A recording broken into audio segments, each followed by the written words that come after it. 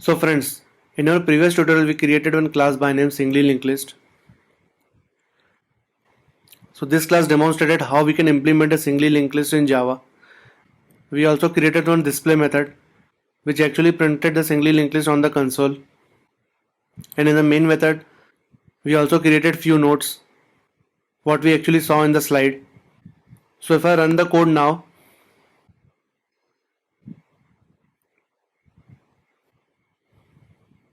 so you can see the singly linked list has 4 nodes with the values 10, 1, 8, 11 and finally it points to null. So there are 4 nodes in a singly linked list. So friend, in order to find the length of the singly linked list, we'll first create a method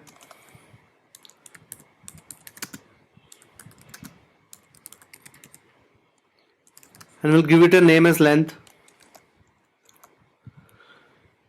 So this length method will return an integer value which will be nothing but the count of the number of nodes in the singly linked list.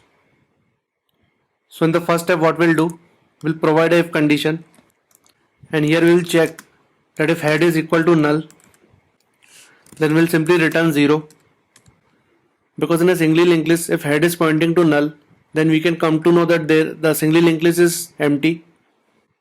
Moving ahead, we'll create an integer variable count and we'll assign a value of 0 to it. So this count variable will be actually holding the value of number of nodes in the singly linked list. Moving ahead, we'll create a list node by name current and we'll assign the value of head to it. So the current is pointing to the head node. And then in order to traverse each and every node of a singly linked list, we'll provide a while loop. And inside this while loop, we'll provide a condition that if current is not equal to null, so if current is not equal to null, we know that there are nodes in the singly linked list, and if current is equal to null, then we can come to know that we have reached the end of the singly linked list. So in the first step, we'll increment the value of count by 1, because as we are in the while loop, we are actually traversing a particular node of a singly linked list. So we are incrementing the count by 1. And after incrementing the count by 1, we'll simply traverse current to its next node by assigning the value of current.next to current. And finally, when current is equal to null, we know that we have already traversed the singly linked list completely and there are no more nodes left to be traversed. So we'll simply return the value of count. So friends, in the main method, let's test the working of this length method. So here we will simply print the value of length.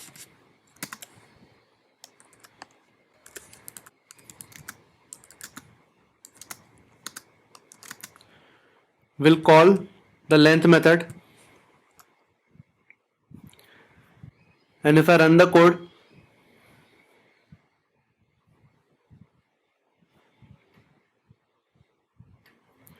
so friends, here you can see that we had a singly linked list with the 4 nodes 10, 1, 8, 11 and finally we printed the length of the singly linked list, which is nothing but 4. So friends, in this tutorial we saw how we can find the length of a singly linked list in Java. I hope you like this video. Thanks, have a nice day.